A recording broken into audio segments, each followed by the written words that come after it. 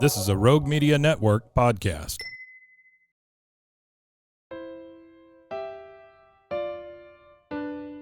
Mariette's on the move. What? Mariette's on the move. Again? Mariette's on the move. If you are dreaming about moving to a new city to pursue the life of your dreams, this podcast is for you. Moving 18 times in 23 years to 5 of America's top cities, I know it's not easy to make those decisions alone. I help you develop the dream, the plan, and the move, even if we need to get scrappy to get you there. I'll be doing interviews, career and city spotlights, and sharing my crazy moving stories, tips, tricks, and scams to avoid. Traveling to explore your dreams has never been easier. Now let's get moving.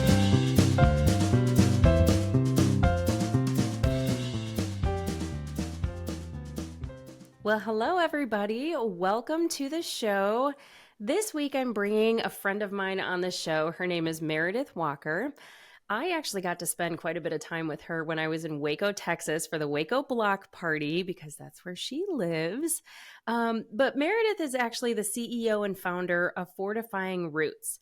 And we're going to get into what that is all about because she just recently transitioned her career from working at Magnolia Networks in the IT department to being an entrepreneur full-time, where she's a tech consultant, she's doing keynote speeches, she is leading leadership workshops, and she is joining some board of directors, which is super exciting. So I love that you talk about how you just hold up a mirror to show people how awesome they are. But I need to do that for you right now because you are one of my favorite people that I've met in recent months. And I am so excited for this conversation today. So welcome to the show, Meredith. Thank you so much. And that makes me severely uncomfortable to have a mirror held up for me, but I'm excited to be here and talk with you. So I mean, we could probably talk for a whole entire hour about Bruin, your dog, and how he's got his own Instagram and how he is just seriously the cutest and how you're teaching him new buttons and things because that was hilarious. But yeah, so let's get, you've moved more than I have, right? So 26 times you've moved. Yes. So let's talk a little bit about that because some of it was from when you were an adolescent. You grew up in a military family. So tell us a little bit about that. Yeah. So 26 times I had the privilege of counting those because when you apply for different jobs where you have security clearance, you have to remember almost every place you lived. And so the 26 times is specific to when I was growing up and then all the way through adulthood, but mostly when I was very little, elementary age, it was really looking for affordable housing. And then also my dad was in the Navy. And so I moved in and out of the US. I've lived in Bermuda with him, in England. I went to high school in England my freshman year. Wow. And and then I moved for relationships and for jobs.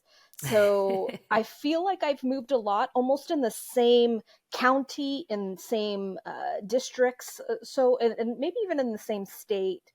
But I've lived in probably 6 states in the US and outside of the US a couple of times. So, yeah. Well, and you've moved twice for jobs. And I know we talk a lot about, moving to the city of your dreams for the career of your dreams. Do you feel like Waco is the city of your dreams? And you moved from Manhattan, Kansas. What was it? Manhattan, Kansas to Topeka, Kansas, or vice versa?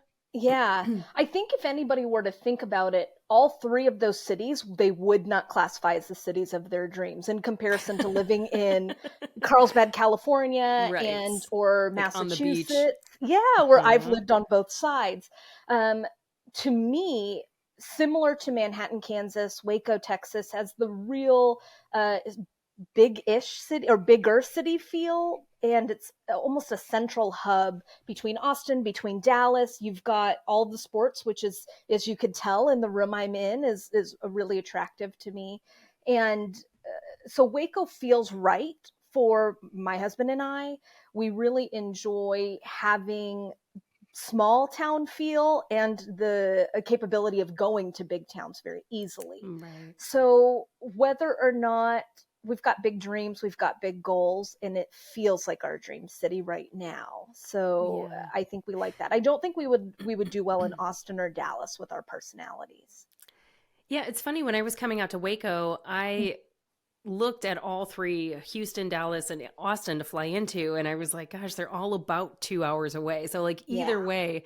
So I ended Yeah. up picking, excuse me. Oh my gosh, my allergies are killing me.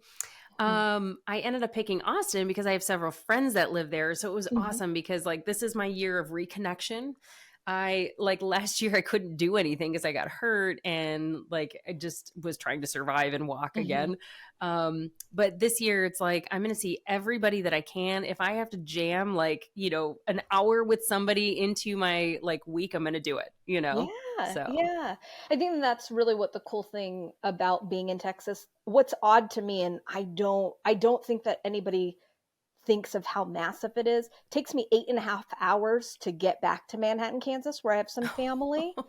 But wow. it also takes 8.5 hours to get out of Texas if you head west, or if you head, Right. so like you can still be in Texas, or you could travel 3-ish, 2.5 states and be in 2 states away. So that's Wow. mind boggling. It is mind blowing. It's so I know crazy. I went to school. I lived in Chicago or like the Uh-huh. southwest suburbs of Chicago. And I went to school down in Southern Illinois, which is like the very tip of Illinois. And it's like 6 hours. And well, it's 6 hours for me. I think most people can do it in 4.5, but I drive like a grandma. So it's like 6 hours. But I mean, 8.5 is a long way down. And I mean, Hmm. Texas is Hmm. a massive, massive state. I know when I was coming out to Waco, that's when you guys had the big fires. And my mom's like, I don't think you should go. And I was like, they're 6 hours away. I'm pretty sure I have a Yeah. head start. Yes. Yep. But Exactly. yeah, so So it is fun. you, what's interesting to me is that you actually, when you were in Kansas, you and Ben, your husband, Hmm. um, like built your dream house. And Yeah. then 366 days later, you moved to Waco, Texas. Hmm. What was that thought process like? Because I know you took an amazing job with an amazing company, which Company. we'll get into a little bit. I know you're a little bit limited on what you can say about it, but um like just the process of building a house. Like my house when I built it was very like I had no choices, right? Because I Hmm. took the plot from somebody else who had already signed on it. So like all the decisions were already made. They just built it and I got to move in. Um but did you guys do like the build where you like picked all the things and like, oh my Yeah. gosh. So the And you fun part still is we were moved. in Manhattan, Kansas in our house. We were the first time homeowners there as well. And we were there for 10 years. Then I got recruited to work at a casino in Topeka, Mm. Kansas, which was really exciting. So we moved for my career 2 times. Um, so we built a house from scratch. We got to pick out the wood on the floor, the paint on the walls, every single doorknob handle. That's Um, my dream, by Oh, the way. and it was so amazing, and we felt we Yeah. were building it to live in forever, and this was where we could be forever. Topeka, Kansas is between it's about an hour and a half from Kansas City, so it's not Okay. too far, but it didn't feel like home when we were there. And Hmm. when the opportunity for me to come down to Magnolia and be their IT director popped up, we had to have some real conversations about what feels good. And emotionally and in our personal lives, we had lost my mom, who we took care of for Hmm. 12 years. And then we had lost our dog that we had for 13 years. And so we were at this crossroads of, do we want to take this new adventure and strike out? And my husband has never been and lived outside of Kansas. Oh, So it wow. was like a big move for him. And what I would tell you about building the house in Kansas is it's so different from building a house here in Texas, or being a part of a house build, or the investment in a house build in Texas. It is more for a buyer, lucrative for a buyer to build and start a home in Texas than in Kansas. In Kansas, you have to put a lot more money down, and you have to pay construction phases, and you have to pay Oh, a lot of wow. specialty tax, and you have to purchase the land and then build the house. And Yeah. in Texas, it was like, no, you only have to put down $5,000, and if you back out, the people who built it own the house. Wow. And so it was just a really different experience. And so state by state, I'm assuming you just got to Yeah. put in the work to really understand what works best for your financials, what works best for you right now. And then it just was more advantageous for us to purchase a house that was in the process of being built here in Texas Yeah. instead of building something from scratch again. Yeah, I built mine was the same. Like you put $5,000 down, like I didn't have to worry about anything else until I was closing, and then I had to Mm-hmm. bring, I had to bring the heat to the closing. Mm-hmm. but um but I know like my cousin was my real estate agent. His name is Timothy, and he literally said like it is so much more advantageous for you to buy a brand new home in North Carolina rather than buying a used home, because you just have so many more advantages. And Mm-hmm. um but it was interesting Write-offs. because this Mm-hmm. was the most expensive closing I've ever had to do. I mean, the Mm-hmm. builder gave me a ton of like credits towards it, but I still paid more than I've ever paid for closing, and I've bought 4 or 5 houses. Mm-hmm. Um, so it really does. I think that it's important for somebody when they're looking at both states. Like if you're going to buy it all, like figure out what the laws are, get on the Facebook groups, like figure out like what are the Yeah. ahas and the gotchas. But overall, like when you leave before 2 years, Mm-hmm. you could face some penalties, right? Did you guys face any or no? We would have faced penalties if we got it from Kansas, selling our home in Mm-hmm. Kansas. If Yeah. we had made more on that, we sold it at Oh, the very height of the selling because it was right after, it was when houses didn't stay on the market for more than hours. But it right. was only if we made over $250,000 on the home sell Oh, that we okay. would have faced a lot more penalties, to what I understand. We did have a really good turnaround. I mean, being in there Yeah. 366 days, it was just a really good advantage for us to move and have a good Yeah. down payment on a next house. But we did not face any penalties, You but we got did very have to lucky. claim that as revenue on our taxes, which Oh, that's everybody would have nice. to do. So, Yeah, I've now been in my house for just over two years. I closed December 29th, so I'm hmm in the clear for anything. yeah, Not that I'm going to make any big, 250,000. That would be great, but it's not it's not going to yeah, happen. yes, Yeah. yeah. But you did move to Waco to work at Magnolia Networks, which hmm is, Chip and Joanna Gaines's network. It is a beautiful. I've got, for those listening, I got very spoiled by Meredith because we went to we went to the silos. Like the Airbnb that I was staying at was literally like 2 blocks. And it's funny because I don't know where anything is in Waco. So I drove to Magnolia Network, which looks as pretty as hmm like you would think, like a Chip and Joe house. Like even I took a picture of like the tile on the wall because I was like, that's the tile I want. Like we had a whole conversation. I'm like, I've been looking for backsplash. That's what I want. Um, Oh, yeah. but we got to walk around the silos, which is a huge part of Waco. I mean, I feel like they kind of put Waco on the map by having hmm this, but it's just such a lovely like place to go. I mean, there's like food trucks and shout out to the what was it, the waffle Waffle chick. chick. Yes, yeah, she She was so Shamika, she's good. amazing. Yes, yeah. It's all like gluten and dairy free waffles and Waffles. chicken and like hmm like chicken tenders and stuff. And like oh my gosh, we had you not told me that she was gluten and dairy free, I would have walked right past it. So I was like, Shamika, Yes. you need to put this like in 10-foot letters on the side hmm of the truck. But we got to walk through the stores, and like they had just built some new things because I went there years ago. hmm So I mean, I imagine it was is lovely to work there, as you would think you got to grow kind of in your career as an IT director. Yeah. What was that experience like? So I have been in IT for about 12 years now, and I have been fortunate enough to learn almost every inside and outside just from growing and learning. I had transitioned from a casino, from hospital, from software development and hospitality.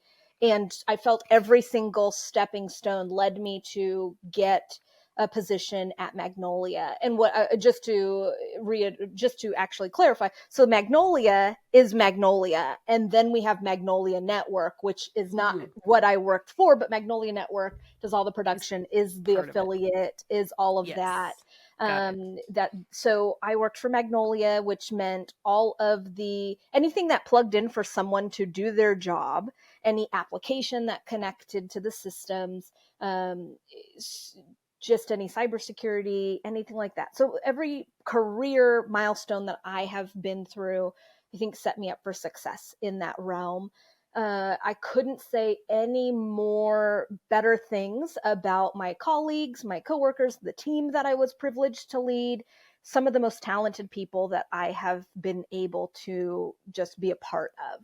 And like so everywhere we walked, yes, everybody was so nice and yeah. like, Mhm. welcoming. They didn't know who I was for anything, Yeah, yeah. but you got to meet Michelle there, who Oh, is yes, the yes, co-host of your new podcast that's coming out. yes. So tell Uh-huh. us a little bit about that, because I freaking love this concept, and Yes. we've talked a lot about it, but I want you to tell the audience, because when it hits, I'm excited for everybody.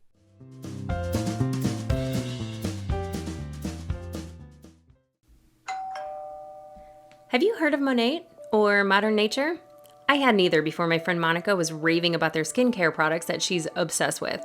I took their hair quiz to find out which product line would be best for me, since I just happen to be looking for new shampoo and conditioner, and I signed up for their VIP package that got me a little bit of everything to try out. Turns out they are the first anti-aging hair care line in the world, which I didn't even know was a thing, and their products are gluten-free, vegan, and Leaping Bunny certified, which means they're never tested on animals. Now I'm obsessed with their rich formulations that feature botanical extracts, essential oils, and other naturally based ingredients, and I want to share those products with you. I'll put the link in the show notes, or you can hit the faves page on my website. It's safe, EU approved, and clinically tested by third parties, so essentially, robustness approved. Now back to the show. Boom. Play it. Have you ever listened to a commercial on the radio or a podcast and thought, I could totally do that? Well, I am challenging you today. Being a voiceover artist is an amazing side hustle that can be done from the comforts of your own home. Heck, it can be an amazing career. Just ask Jesse Carroll. Jesse's got over 1,000 voiceover credits to his name. Ever watch Backroad Truckers? He's the narrator. He's also done a ton of commercials for brands you would definitely recognize. If you're ready to try your hand at voiceovers, go to marriotte'sonthemove.com and head to my favorites page to learn more about his new digital course and coaching package. If you use code MOTM, you'll get 20% off at checkout. Hey, Micah Burgess here. I just wanted to drop in for a second and let you guys know that we are rebranding my podcast. We've got a new name, My Doula Micah, my birth, my baby, my life.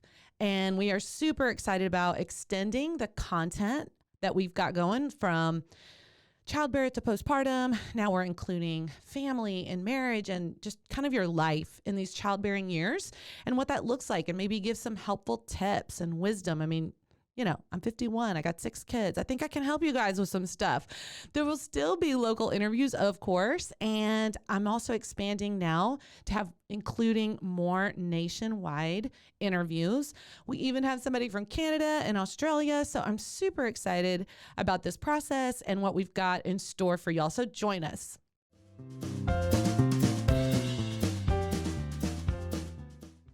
Okay, so Michelle and I were colleagues first. What I think is the great concept about this podcast, It Girl Life podcast, Yeah.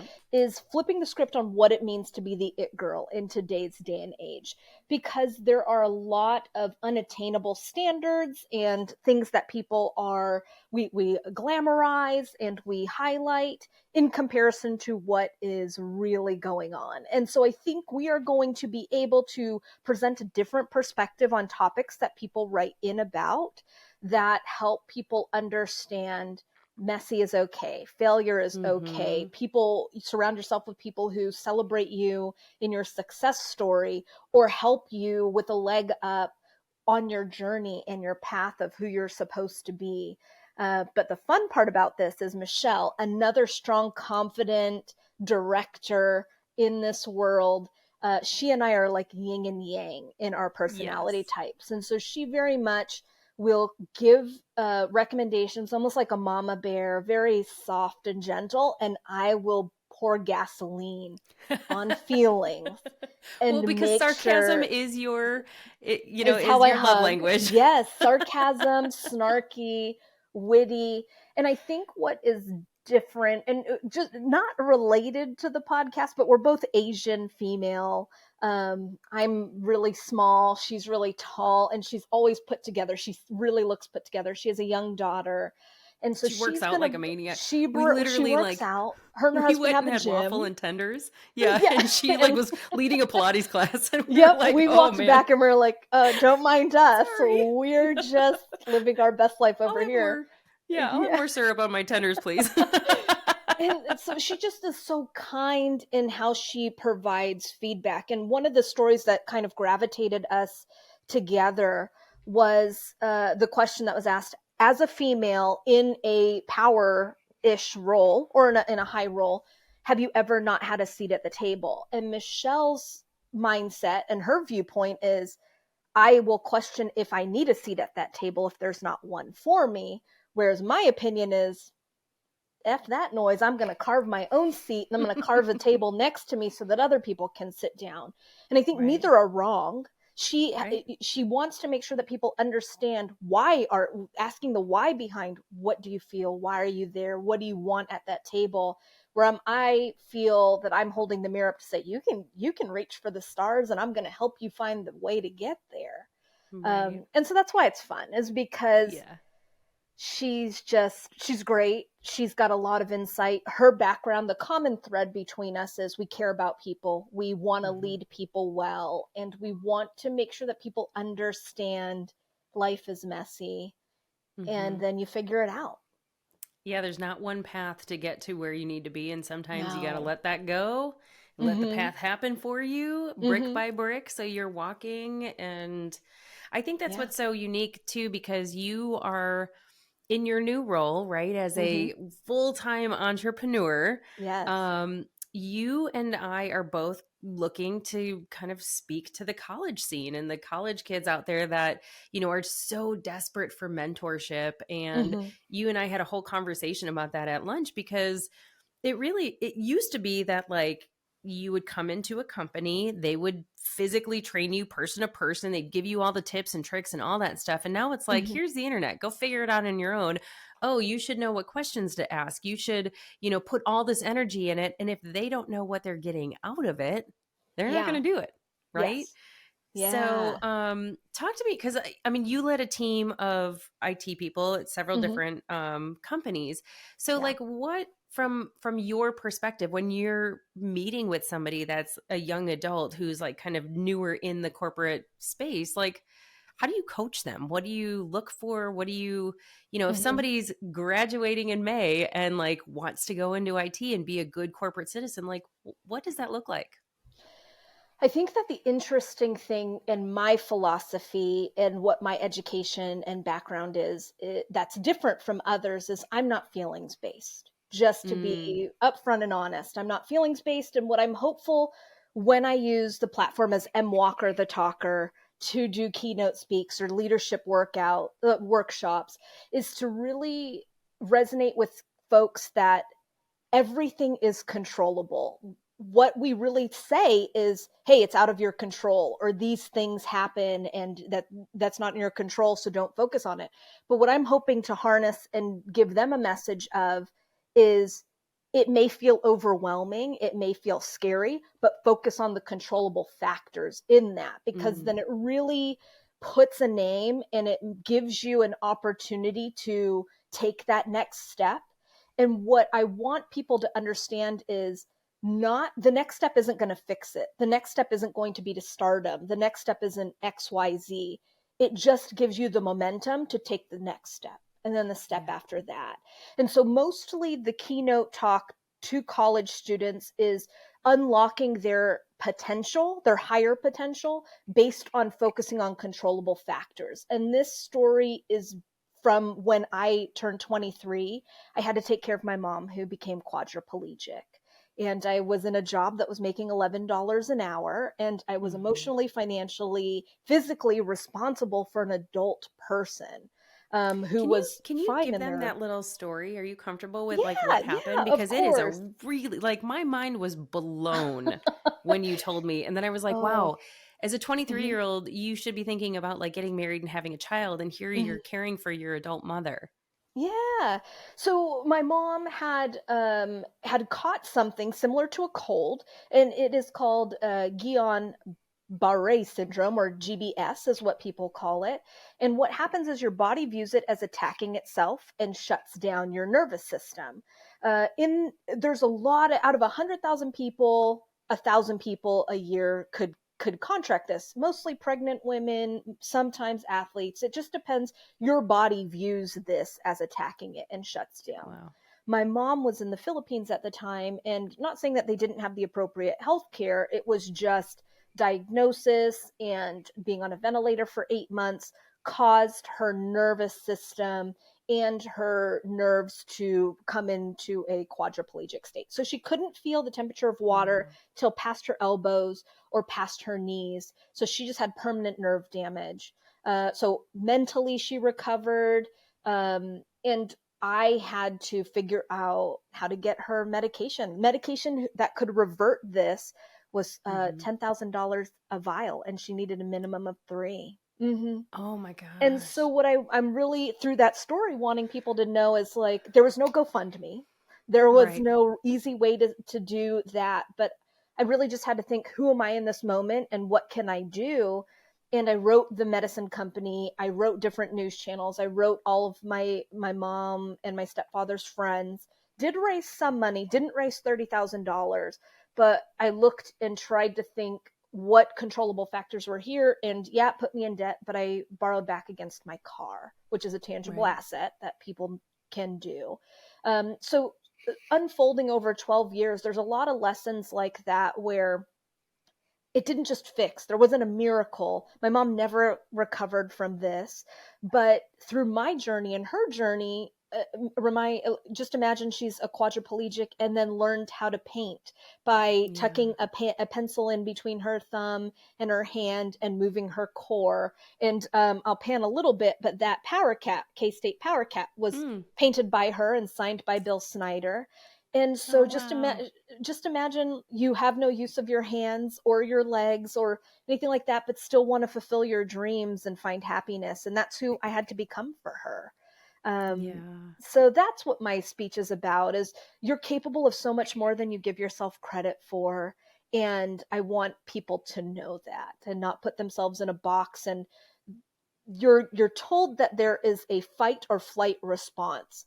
And I'm telling you, either of those responses is better than the paralysis and the fear of doing nothing and becoming that victim and just thinking everything's happening to you. So if you flight, fine, it's still momentum. If you fight, yes, positive momentum, focus on controllable factors and take a step forward.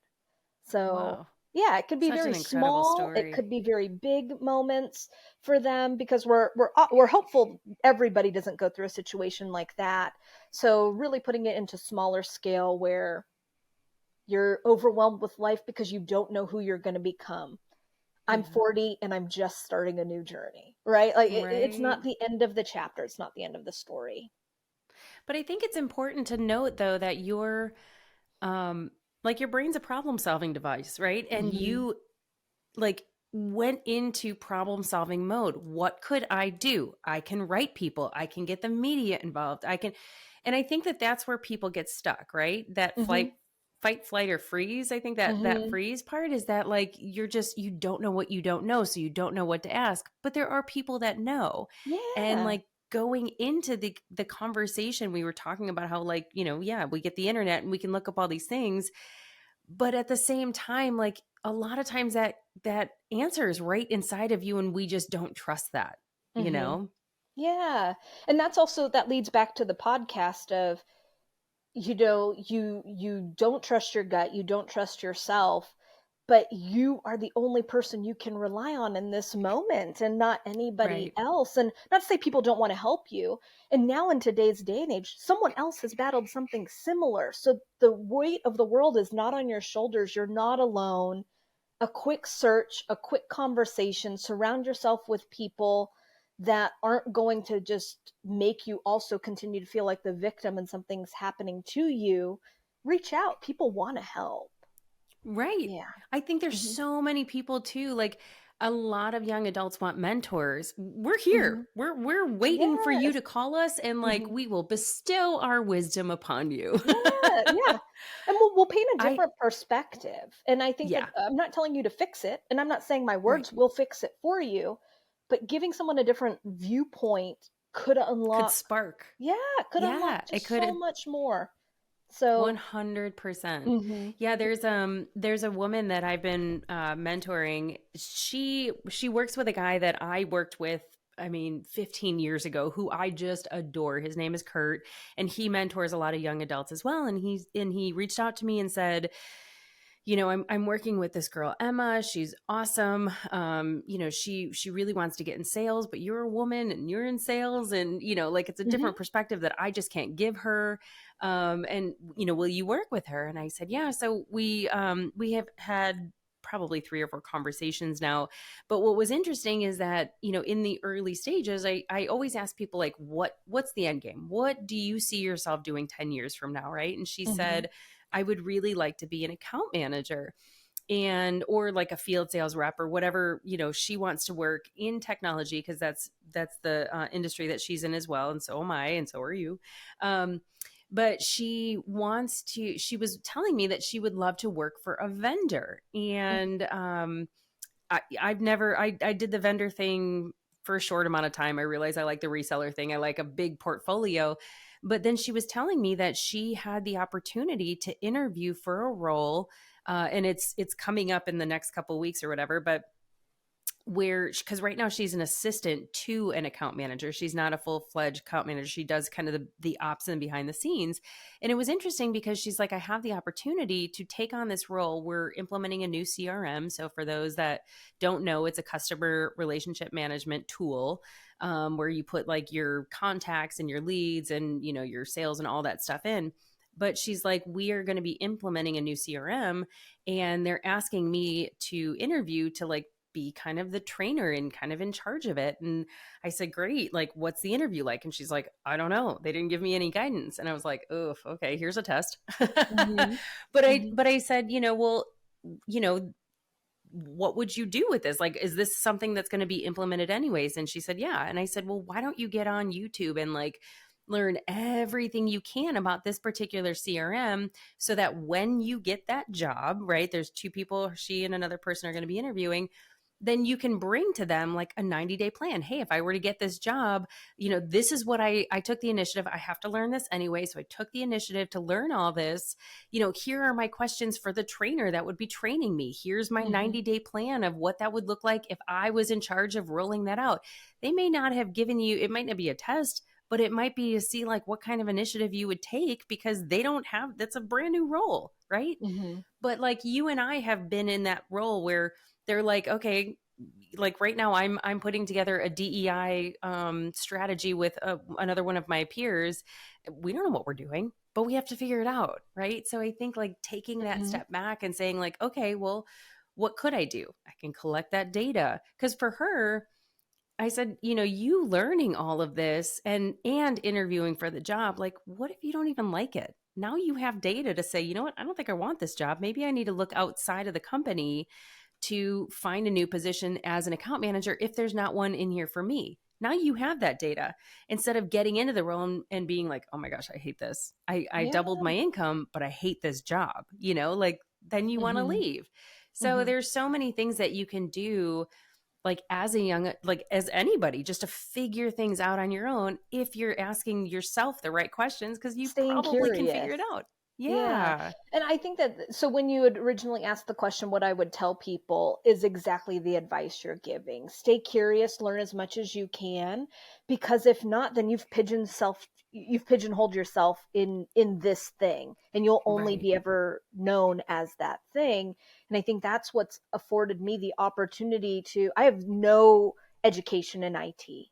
However, I've always been curious and always asked about, okay, but why does that do that? Or what does this impact if I do this? And that's how I've been able to navigate, is just being curious and inquisitive about how my role, how me as an individual impacts everybody around me, for the better or for the worse. Yeah. Well, and that's what I was telling Emma. I was like, listen, if you do work for a vendor, you have to learn everything there is to know about that company, right? You have to learn how to sell that product because they probably have a portfolio of products. You have to do all the same things that you're going to be doing in this role, but just for a different company. So Yeah. act as if that's what you're doing. Because I'll be honest, and I'm sure you know this too, like, it is harder to sell internally to your coworkers, like how to do something, than it is to sell to customers because they don't know anything about that product, right? Yeah. So acting as if you're in that role, in the role that you're in, can give you that data to figure out if you want to do something or not. So I Yeah. think that there's a lot to be said about what you're going to be doing on campuses, because I think that that's the disconnection that I see with the people that I mentor, is that like that one piece, like, oh, like how it's not fake it till you make it, because that feels resistant to a lot of people. Like, I don't Yeah. like fake. I know you don't like fake. So that like resistance could kind of look at this as training versus and figuring it out versus like being Yeah. fake. And that's what I mean. But It's not fake it till you make it. It's I will figure this out. And what I yeah. think is another curveball, that everybody has this unrealistic expectation that you're going to make it tomorrow. And if you can't resonate with the younger generation that, no, you're going to bust your butt and then you'll make it. And then Yeah. you'll also be at the bottom of the totem pole again. And then you're Right. going to make it again. And then now you're back at the bottom. And it's a cycle, and it is a hustle, and it is drive.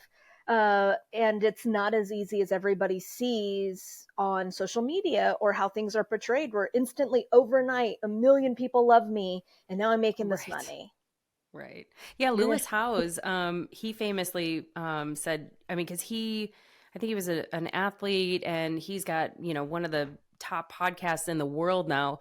But everybody says like, oh my gosh, it just seemed like you appeared overnight. And he's like, I was doing this for 10 years. Like, I See? didn't do this Yeah. overnight. It took me a long time and a lot of money. And now I'm reaping the success and the rewards. But I've been doing, Mel Robbins is the same way. Like, she's got this award-winning podcast, and it's amazing. And I listen to it every time something drops. I'm like the first to listen. But she's been doing the circuits and speaking on stages for so long that now she's seeing that success, So it's just, it's putting the work in to get that reward. But then you have that pattern of success once you do, like, oh, okay, well, I had to figure it out at this company. And what did I do? Okay, I did this. And then, and you did that learning IT. IT is not easy, you guys. I've been in it for 23 years.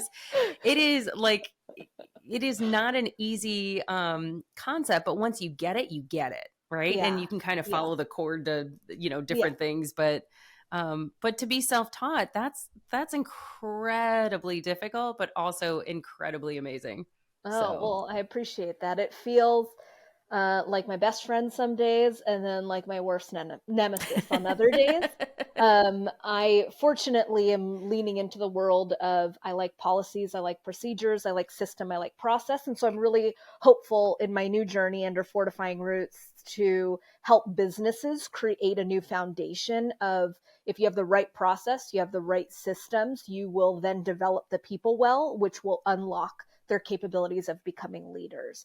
Because I think there's a distinct difference between management and leadership. And so I want to create the repeatable process of process, people, and systems to unlock leadership capabilities. And so that's the new journey, and that's the new goal. And I'm super thrilled to have the opportunity. And then coming out of my comfort zone, I probably come off as personable and, upbeat, but doing M. Walker, the Talker, and the It Girl Life podcast, it's a little out of my comfort zone. All of this is risks that I am not a risk taker.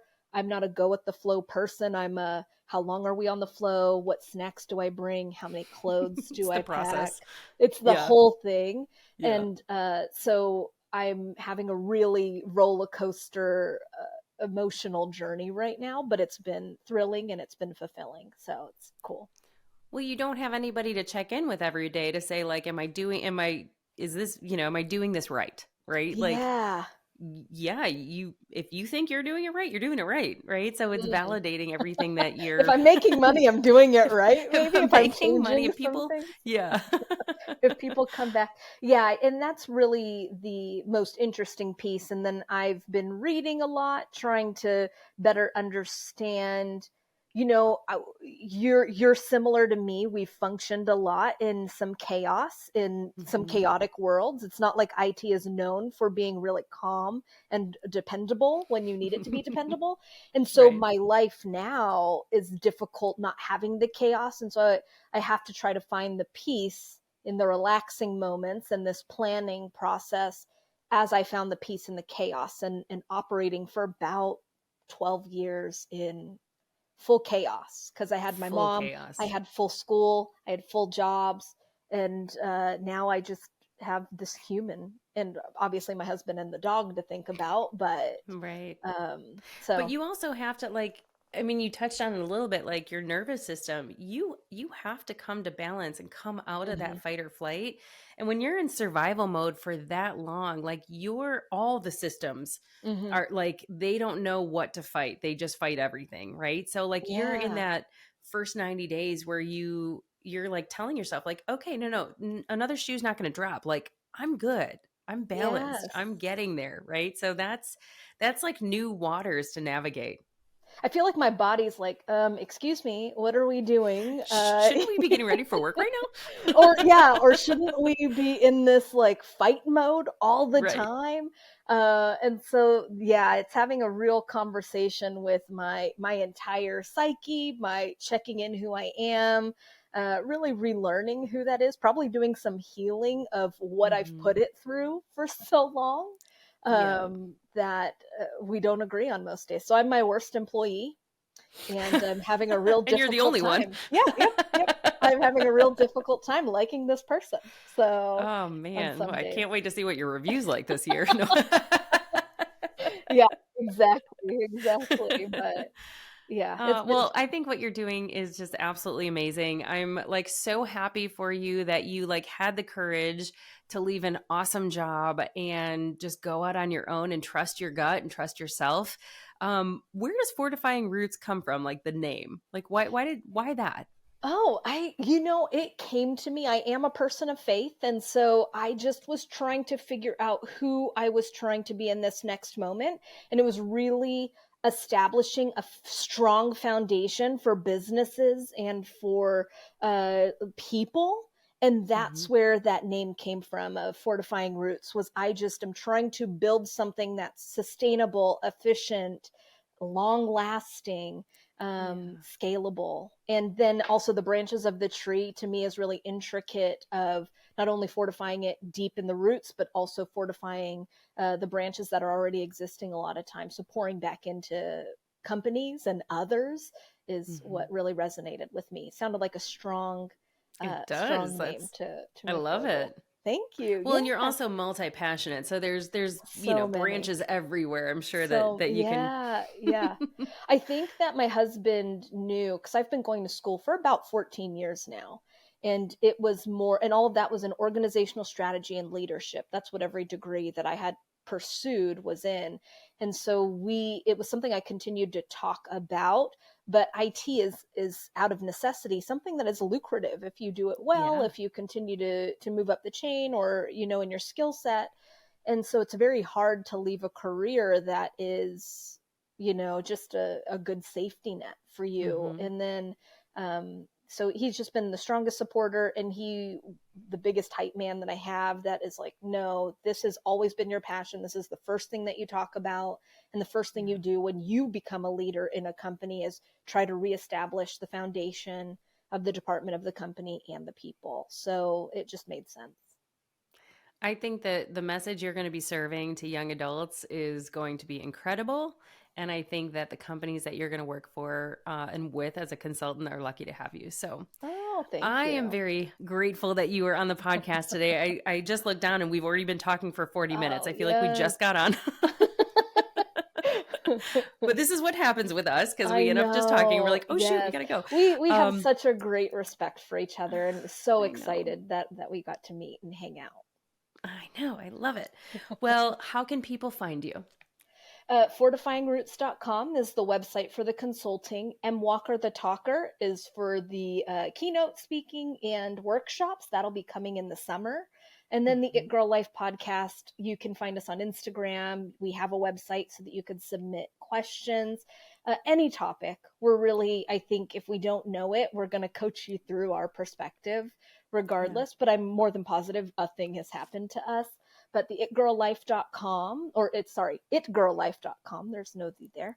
And then you'll get Michelle. Michelle is just wonderful, and everybody's going to love to get to know her as well. Yeah. So, and what is Bruin's?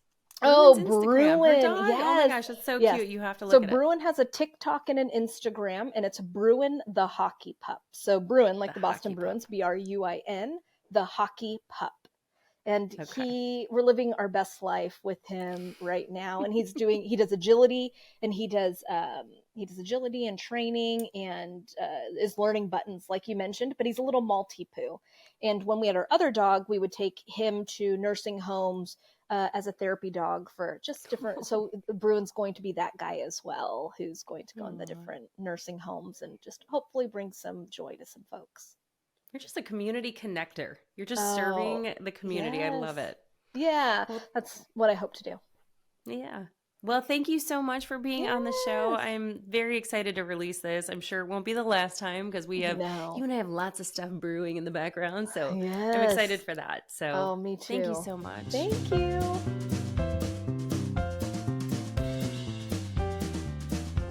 Well, I could go on forever and ever about moving you closer to your dreams, but I probably should save some thoughts for the next episode. A big thanks goes out to you for making time for me today. And making time for me, you're making time for future you, and we're both grateful. If you enjoyed this content, please subscribe to the podcast, download the episodes, and leave me a 5-star review. I would really appreciate it. In return, if you go to my website, mariette'sonthemove.com, and register for the Monday mailer, I'll send you a free Fred workbook to get your journey started. This is also where you can find all the show notes and all the ways to get in touch with me. A special thanks goes out to Rogue Media for its wisdom and partnership. Until next time, friends, keep moving forward towards your dreams. Oh, and the legal stuff. This podcast is presented solely for educational and entertainment purposes. I am a certified coach, not a licensed therapist, and this is not meant to replace the professional advice of a physician, psychotherapist, or other qualified professionals. This is solely my perspective based on my own experience and training. Okay, now it's over. For reals. Bye for now.